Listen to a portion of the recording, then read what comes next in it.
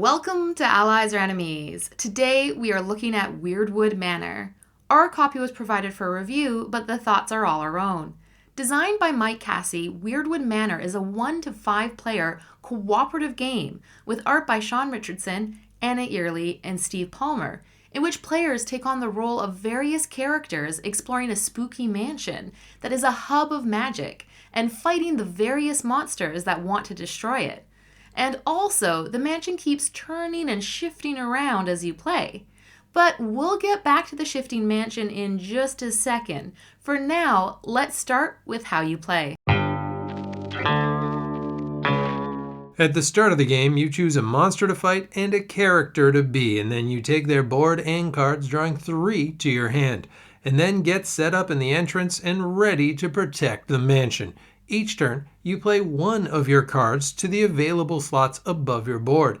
These cards will let you do things like move around the mansion, attack, which means adding up your swords and shields and rolling some dice, gaining resources you use to pay for various stuff, or taking special actions. If you don't have a card you like, you can instead play any card face down for a simple move or attack, but you'll lose any possible icon bonuses. Where you play your card also dictates how far you move the time tracker, which will open or close doors. And if that ever moves all the way back to morning, you also shift the outside day tracker. If you fill all your slots, you take back your cards and you move these golden bugs around the mansion and perhaps flip over or blight rooms.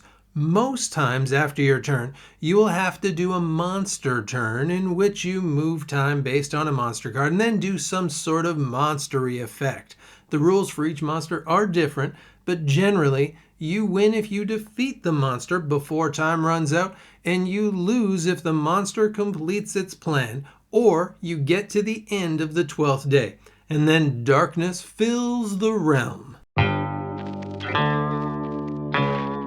There are a bunch of moving parts here, both literally and figuratively. The biggest point of variability are the monsters. There are 3 different monsters you can fight. The Chaos Ogre, who wants to smash up the mansion and blight all the rooms.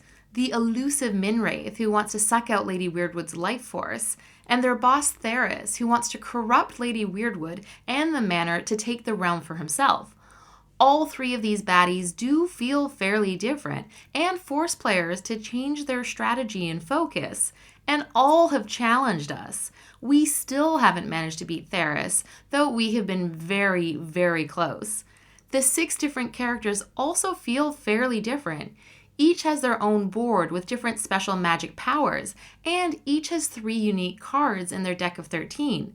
Some do feel a bit more different than others, with Dickensian thief Wally Cooper feeling the most unique and perhaps the most fun, but each one has a bit of a different strength, focusing on allies or magic or scarabs, etc. And adding to that is the companion deck, which gives you extra card slots and unique abilities, and the Warden deck, which helps you build more synergies for played cards. Also changing each game is the mansion itself, as the rooms are all placed randomly, and the ever-shifting doors make it so you have to read and react to the situation. There are some rooms that have felt generally stronger for us, however, and tended to see a lot more use each game. Weirdwood Manor is a very pretty game. The art looks like it comes out of a TV show, and everything does kind of make you feel like there's a layer of lore underneath the game, which is always nice, and which makes sense because it's based on a series of YA books. We hadn't actually even heard of the books, but even without knowing about them, it felt like there was just a bigger story. The mansion also looks great, but the big draw here are these turning rings, which generally work pretty well, but they can feel clunky for bigger fingers, and our inner ring is warping just a bit, which can make it a smidge sticky, but those are small knocks, as it generally does a good job once we got the hang of it. The icons are also mostly clear, with only a couple that confused us a little bit in early games, and the rulebook was mostly solid, but we did have a smidge of trouble with some of the world-specific language that took a little bit to get our heads around. But otherwise, This is a very nice production and a very good looking game. Weirdwood Manor works for 1 to 5 players. As usual, we have focused on the 2-player game, and it works well at that count. It is easier to level up your hero, and the board state doesn't change as much between your turns. It takes some big hits to take out these monsters, and at 2, you can get set up for those hits a lot quicker. At higher counts, you have fewer turns in the game, so less time to level up, and the board state and the monster state will change a lot more before your next turn, making it much harder to get to and hit the monster without the right cards or some excellent teamwork, especially since it is rare to be able to both move and punch in a turn. In a game that is already pretty challenging, all of that makes for a good chunk of extra challenge. There are no rule changes for the solo mode, but as is often the case with co-op games, it probably works best if you control at least 2 characters yourself. Weirdwood Manor is part putting out fire style co-op, part dungeon crawler, and a tiny bit light RPG. It also has a fairly low barrier to entry. Players do have a number of choices to make, but for anyone with a background in dungeon-y type games or co-op games, these choices will feel fairly intuitive. The leveling system is also light but fun, as players gain experience fairly readily, which lets them move down tracks and get stuff. And while we maybe would have liked to see a bit more differentiation in the characters, some of the different powers are interesting, and they do mostly push you in different directions.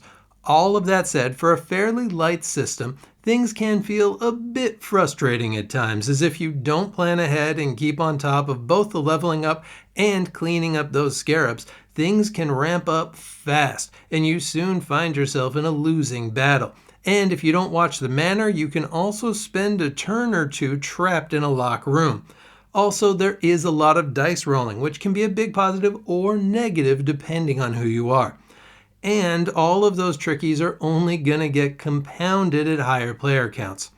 All in all, Weirdwood Manor does have a nice hook and a terrific production, and it does offer something a bit different from other co-ops out there. You will have some tough uphill battles, and you will need to balance putting out fires while leveling up for those big hits. And we would mostly recommend this for 1 to 3 players max, but if you want a light dungeon crawler with an eye-catching table presence, Weirdwood Manor is at least worth a visit. And that is it. Have you played Weirdwood Manor? What did you think? And what are some other recent co-op games you might recommend? Please let us know in the comments, and please do like and subscribe. And hopefully, we'll see you all next time for another game.